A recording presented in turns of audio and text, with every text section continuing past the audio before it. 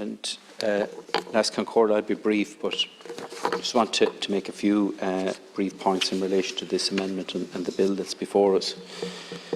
And Minister, look, I accept that you're in a difficult position. I accept that we do need legislation, and I fully support the provisions set out in Section 4 of this bill, because the Health Amendment number 2 bill, our Act, does expire on the 9th of January. There isn't going to be ample opportunity between now and then to debate that, and I believe that an extension is warranted in relation to that. But to be quite honest with you, Minister, as someone who has reluctantly supported the provisions in these legislations, as the one that proposed the sunset clauses initially in relation to this original legislation, I cannot see the justification to extend beyond the 9th of February up to the 31st of March. I think there is a responsibility and an onus on the government to come in here in January. If it means coming back a week earlier, so be it. We'll come in here in January, and at that point in time, do an evaluation of the situation when we have a better idea of the current variants, a better idea of the progression of the virus, particularly over the Christmas period, and provide a justification at that point. Now, Minister, when you came into the House here on Friday and you made the justification for the extensions that you're proposing, and you made the point that the virus is at quite a high level, not just here in Ireland but right across Europe, and this is due to a combination of increased socialising.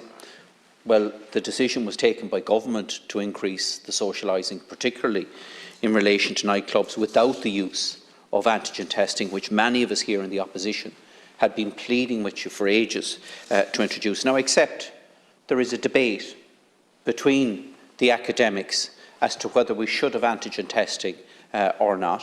I accept that you did seek separate specialist advice from the Chief Scientific Officer in relation to that, and you're to be commended for that. But ultimately, the call has to be made by government, not by the public health advisors. Government make decisions. Public health are advisors. They provide advice, but ultimately it's the government that makes the decision in relation to that. And I think that we should have, at a far earlier stage, been rolling out antigen testing far more liberally. And it has only been when the PCR testing has become under undue pressure, has been unable to manage the scale of pressure, that then and only then that the public health officials have decided to advise on antigen testing in limited cases. Now, we do need to have a situation, and we need to have a proper and thorough debate on how we're actually going to live with COVID-19, because I think it is going to be with us in one form or another for a considerable period of time, and we need to have a far broader debate than the one we're having. That's not today, but I think it should happen early in the new year. But I want to pick up on this issue of the unvaccinated. And there are a myriad of reasons why people are unvaccinated. And, you know, there has been a lot of commentary in relation to unvaccinated people. And the impression is given that people across the board are doing this out of choice, which is not the case.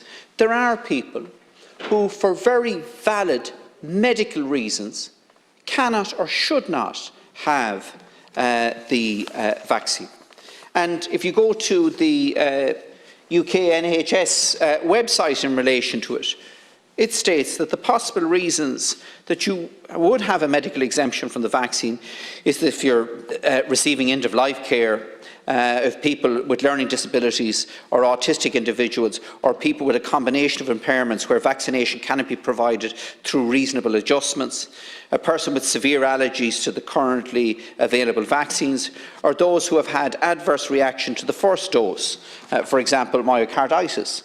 And, you know, there are people for very legitimate reasons, and they are not being accommodated in terms of the provisions in this legislation or the other legislation. And antigen testing does facilitate those people engaging with society rather than having to continue to cocoon, which they have been doing up to now. Yeah. And the very final point that I'll make, and I won't intervene again, but the very final point I want to make, and that is, Minister, you will say, and the Taoiseach said here yesterday to me, that they will listen to the advice. But it's only certain advice that you're prepared to listen to. We've had the Ombudsman for Children last week saying that there should be a fortnightly review of the use of face masks in schools, and that is being ignored by government.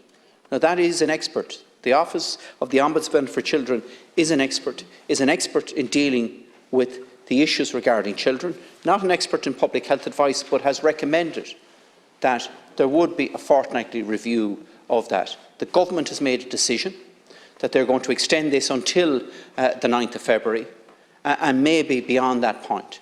And I think we need to take a balanced approach in relation to these issues. We need to look at the evidence as it changes and progresses, and it will change and progress, and have the support of all of us to progress these measures that are appropriate and are based on the evidence available to us at that particular point in time. Thank you.